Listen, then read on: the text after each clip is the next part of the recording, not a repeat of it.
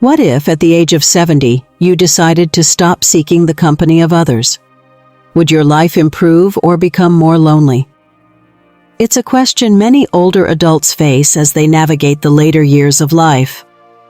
In today's video, we're going to explore why some elderly men and women choose to embrace solitude over social interaction.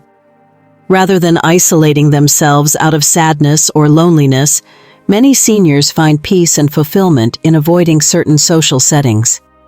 Through personal stories from real individuals, we'll dive into the unexpected benefits of embracing solitude as we age. So let's find out why some seniors prefer to be alone, and how this choice can actually enhance their well-being. Section 1. The Story of Mr. Harold. Seeking solitude for mental peace. Mr. Harold, a 70-year-old widower, has always been a sociable man. For years, he attended family gatherings, neighborhood events, and social clubs, thinking that these activities were the key to happiness in his later years. However, as time passed, he began to feel more and more drained by the constant demands of socializing. The noise, the chatter, the expectations. What once felt like fun now felt like an overwhelming burden. He recalls one particular evening when he found himself at a family dinner, surrounded by lively conversation. But he felt a deep sense of emptiness. It was in that moment that he realized the energy he used to find in these interactions had slowly turned into exhaustion. It wasn't that Mr. Harold disliked the people around him. In fact, he loved his family and friends. But he came to understand that constant engagement with others was preventing him from connecting with himself. He started to notice that the more he interacted with others, the less time he had to reflect on his own thoughts and desires. It became clear to him that he needed to create space for solitude in order to regain his mental peace. The decision wasn't easy at first. It felt unnatural to step back from so many social obligations, especially when they were deeply rooted in family traditions. But once he began spending more time alone, whether it was reading a book in his favorite chair or taking long walks in the park, Mr. Harold felt an immediate sense of relief. Slowly, the mental fog he had been carrying lifted. He found that the quiet moments allowed him to reflect, focus, and recharge. By being alone, he was able to tap into a deeper sense of calm and clarity that had been missing for years. Key lesson. Mr. Harold's experience teaches us that sometimes avoiding people can be a form of self-care. In a world filled with distractions, taking time to be alone can help preserve our mental peace. Without the constant pull of external demands, we can reconnect with our inner selves, reflect on our lives, and recharge our emotional batteries. This solitude isn't about rejecting others, it's about finding balance and creating space to rejuvenate, making us better equipped to enjoy the time we do spend with others. Section 2. The Story of Mrs. Gloria. Healthier boundaries, healthier life. Mrs. Gloria, now 72, was once known as the life of every family gathering. She would host the holidays, organize family barbecues, and was always at the center of every social event. For years, she took pride in being the go-to person for organizing and bringing people together. However, over time, she began to feel a growing sense of exhaustion. The constant demands of meeting everyone's expectations, whether it was preparing meals for large gatherings or attending multiple family events, started to take a toll on her physical and emotional well-being.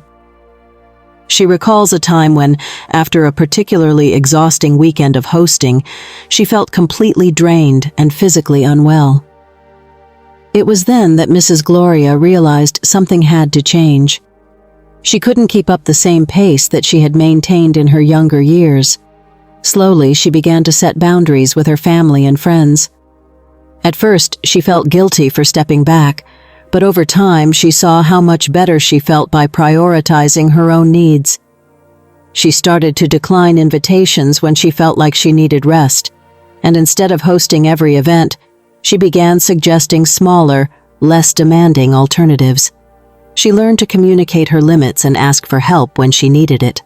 no longer feeling like she had to carry the weight of everyone's expectations on her shoulders. As Mrs. Gloria embraced these changes, she noticed a significant improvement in her health. Her energy levels rose, her stress diminished, and she found herself feeling more vibrant than she had in years. No longer was she constantly fatigued from overcommitting. Instead, she had more time for activities that truly nourished her, like gardening, walking, and reading. Her decision to prioritize her own well-being and set healthier boundaries allowed her to enjoy life without the physical and emotional burnout that came from constantly overextending herself. Key lesson: Mrs. Gloria's story teaches us that setting boundaries is essential, especially as we age. Maintaining control over our social obligations and recognizing when to say no can prevent us from burning out and help us preserve our health. Avoiding unnecessary social pressures isn't selfish. It's a way of ensuring that we have the energy to engage in the activities and relationships that truly bring us joy. By making these choices, we can lead a healthier, more balanced life as we grow older. Section 3. The Story of Grandpa Joe, The Burden of Superficial Relationships. Grandpa Joe, now 75, remembers the days when his weekends were filled with social gatherings. He had a large circle of acquaintances, and it seemed that the more people he knew, the richer his life was. Every Saturday, he would attend various events, community barbecues, casual meetups with friends, and even impromptu gatherings at neighbors' homes. At first, he enjoyed the constant social buzz, believing that these connections kept him engaged and vibrant. But as he grew older, Grandpa Joe began to notice that these relationships, while numerous, felt increasingly shallow. One evening, after attending yet another gathering, Grandpa Joe realized he felt emptier than when he arrived. The conversations, though friendly, often circled around the same surface-level topics, and there was little room for true emotional connection. He recalls how he would leave these events feeling drained rather than fulfilled, questioning the value of these interactions. He began to wonder, why am I spending so much time with people who don't really know me, or whom I don't truly know? That question marked a turning point in Grandpa Joe's life. He decided to take a step back and evaluate the quality of his relationships rather than their quantity. Gradually, Grandpa Joe distanced himself from those superficial connections, choosing instead to focus on a smaller group of people with whom he shared deeper bonds. He spent more time with his family and a few close friends who truly understood him. As he did so, he felt a significant shift in his emotional well-being. No longer did he feel obligated to keep up with every social event. Instead, he found peace in meaningful conversations and true companionship where he could share his thoughts and emotions without the pretense of small talk. Key lesson: Grandpa Joe's story underscores the importance of prioritizing quality over quantity in relationships, especially as we age. The pursuit of numerous social connections can often lead to superficial interactions that leave us feeling empty rather than fulfilled. Distancing ourselves from these types of relationships allows us to cultivate deeper, more meaningful connections, or even enjoy solitude if that's what we desire. As we grow older, it's vital to focus on the relationships that truly enrich our lives, rather than maintaining a wide network of acquaintances that only add to the noise. Section 4. The Story of Mrs Edith. Finding Inner Peace Through Solitude. Mrs. Edith, 78, has always been someone who valued her personal space, but it wasn't until her later years that she truly embraced solitude as a path to peace. In her younger days, she was more social, often meeting friends for coffee and attending community events. But over time, she began to notice that the constant socializing, whether with family or acquaintances, left her feeling emotionally drained. She recalls that after social interactions, she often found herself feeling exhausted, mentally cluttered, and disconnected from herself. It wasn't that she disliked the people around her, it was just that the energy required to engage with others, especially in large groups, was no longer something she could sustain. At 78, Mrs. Edith decided to make a change. She began to spend more time in nature, taking walks by the lake near her home, where the quiet and stillness allowed her to reconnect with her thoughts. She also embraced reading and meditation, finding that these activities helped her quiet her mind and restore her sense of balance. Initially, she felt a little guilty about turning down social invitations and spending more time alone, but the deeper she immersed herself in solitude, the more she felt a profound sense of inner peace. It was as though the noise of the world had faded, and she could finally hear her own thoughts clearly. Mrs. Edith now describes solitude not as loneliness, but as a nourishing space where she can heal, reflect, and grow.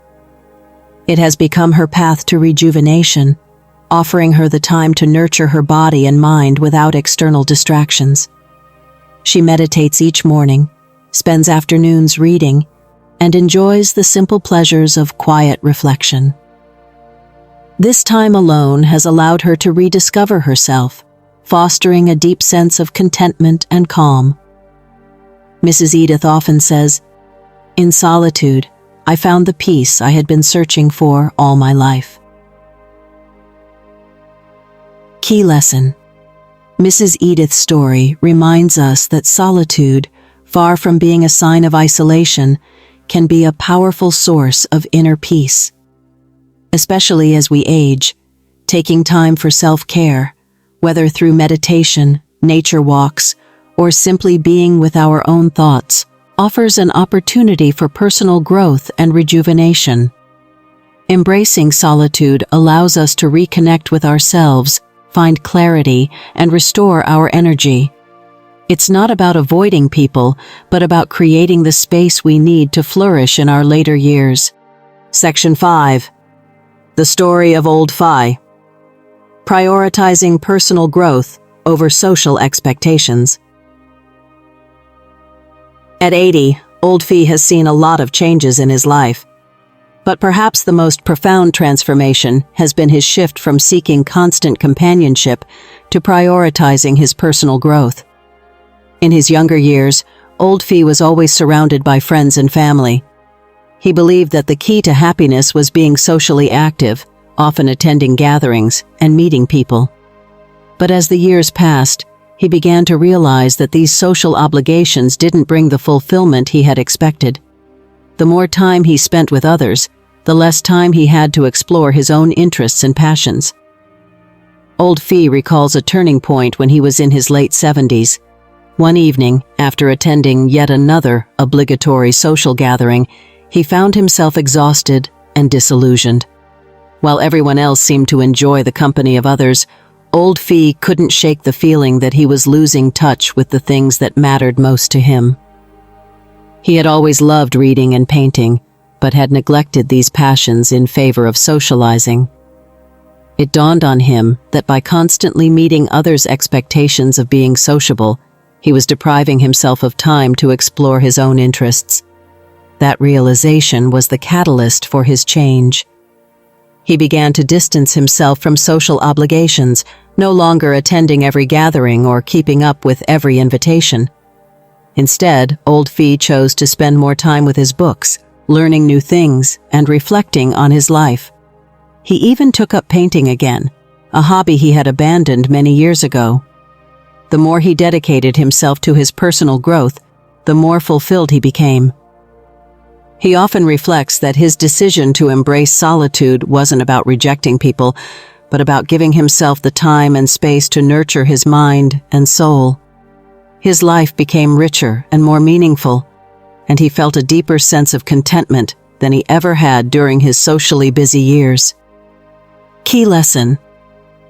Old Fi's journey teaches us that as we age, prioritizing personal growth and contentment can bring more fulfillment than adhering to societal expectations of constant social interaction.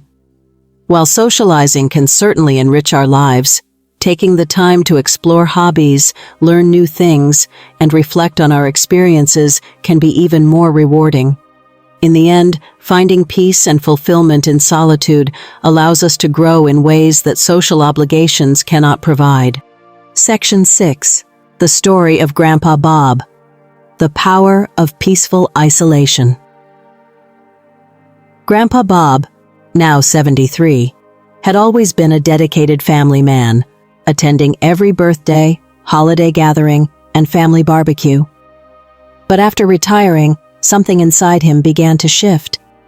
No longer bound by the busy schedule of work and family obligations, he found himself craving more time to focus on his personal interests. He started withdrawing from some family events, not because he didn't love his family, but because he realized how much he missed his hobbies: woodworking, gardening, and reading.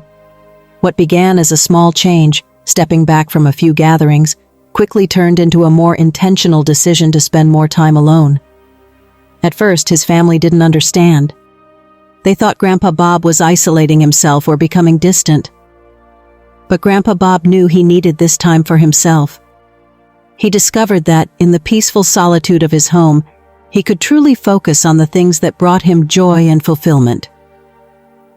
His afternoons, once filled with visiting relatives or attending family events, were now dedicated to woodworking, creating intricate pieces that brought him a sense of accomplishment.